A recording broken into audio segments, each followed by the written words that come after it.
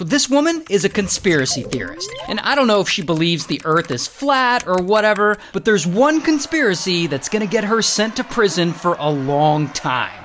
Let me explain. Now, her name is Tina, and she's a county clerk and the person in charge of making sure every ballot in her county is counted during an election. And one day, the 2020 presidential election happens, and unfortunately for Tina, her favorite candidate doesn't win. So, because she's a conspiracy theorist, she starts thinking the election was rigged, and she's convinced it's some kind of deep state conspiracy. So, instead of reporting her suspicions to the county attorney, Tina comes up with a shady plan to break into the voting machines in her county in order to prove her conspiracy. However, she can't just go in and access these machines alone. There are all sorts of checks and balances in place, and someone else with the passwords has to be there in person for it to work. Now, there is an IT consultant who got dragged into this scheme, and we'll just call him IT Guy. And he has access to the machines, but we'll get back to IT Guy. So anyway, Tina really wants to get into these voting machines. And one day, she gets a hold of IT Guy's security badge. And she gives that badge to another dude. A dude we'll call Conspiracy Turd. And so then, Tina, Conspiracy Turd, and the deputy clerk, this woman, Belinda, they all three go to the election offices, and Conspiracy Turd uses the security badge that they took from IT Guy, and he pretends to be there on official government business. And they use that badge to access the passwords. And suddenly, they have access to the election system's hard drive. So they get some screenshots of the data, and they copy everything onto an external drive. And by the way, all of this is very illegal, because it's election tampering. But then, allegedly, Conspiracy Turd takes all this voting system data and he gives it to a bunch of other conspiracy turds. And then, a few months later, some of that voting system data shows up on the internet. Passwords, videos, images for the whole world to see. Now, obviously, voting machine data is information that shouldn't be public. A big reason is because people can then use this information to then hack the voting machines. So this is a very big deal. And this sensitive information is now on the internet, and pretty quickly someone alerts the Secretary of State of Colorado. So then the next day, boom, the district attorney's team goes to Tina's office to investigate, and they of course find signs of a security breach. And then, bam, the Secretary of State suspends Tina's position as county clerk. Meanwhile, the deputy clerk, Belinda, she's also suspended and barred from going into the office. But Belinda sneaks back in to print some documents or something, and boom, she gets caught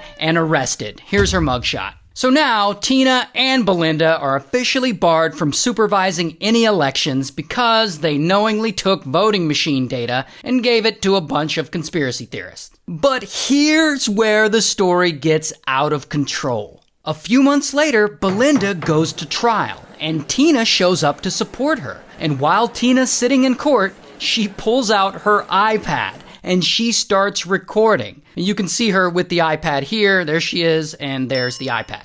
Now, you're not allowed to video record a court proceeding, especially when they specifically tell you not to. So some people spot her recording, and she gets caught and charged with contempt. And the judge issues a search warrant for that iPad. Then, the next day, Tina goes to a local bagel shop, and the police show up with a search warrant for that iPad. And Tina, she is just not going to cooperate. So, they handcuff her, and she is not happy. Ma'am, let go of me.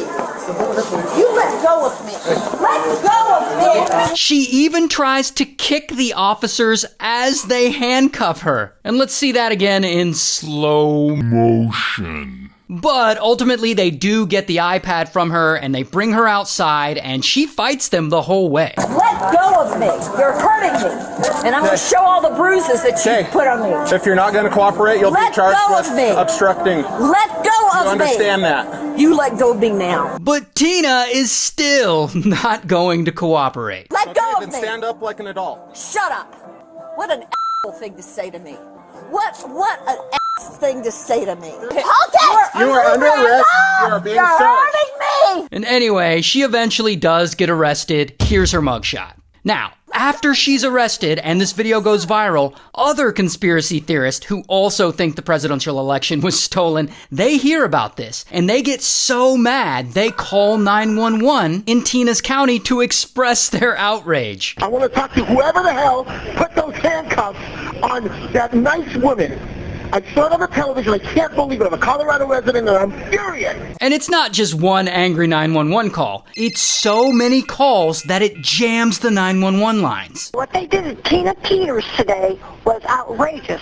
When did they become a communist? So anyway, Tina gets out of jail on bond, and it appears like she does everything in her power to control the narrative and delay her trial for the election tampering. Like she fires her lawyers a bunch of times, she tries to run for Secretary of State, thinking maybe getting elected into public office will help her get out of all this, but she doesn't win. And this whole time, she's still speaking publicly and insisting that the 2020 presidential election was rigged and that it's all part of some deep state conspiracy. There's just a few of these people that are globalists, that are Marxists, that are trying to take over our country. And her continuing to spread this misinformation like this is a violation of her bond. So then, bam, she gets arrested again. Here's another mugshot. And she gets out on bail, so she's free again, but this woman is an absolute menace. Remember IT guy whose security badge she took and used to access the voting machines? She starts trying to shift the blame off of her and onto him, and she starts publicly throwing this poor guy under the bus. He knew what was going to happen with his badge.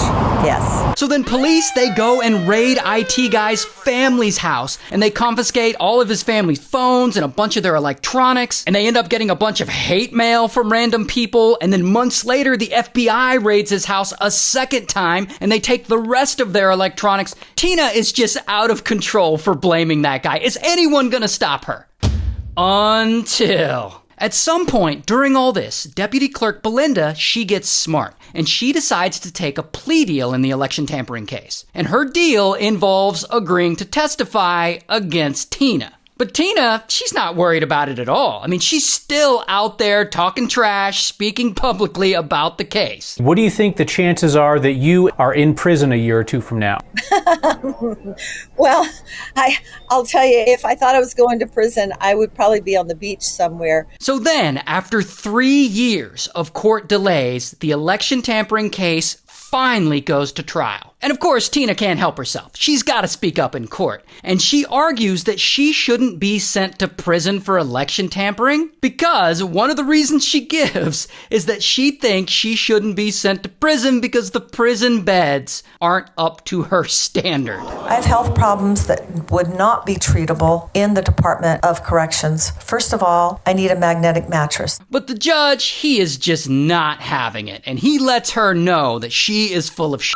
You are no hero, you abused your position, and you're a charlatan who used and is still using your prior position in office to peddle a snake oil that's been proven to be junk time and time again. So then Tina's found guilty, and she's ultimately sentenced to 9 years in prison for election tampering. And after all that, I'm sure she still thinks she didn't do anything wrong.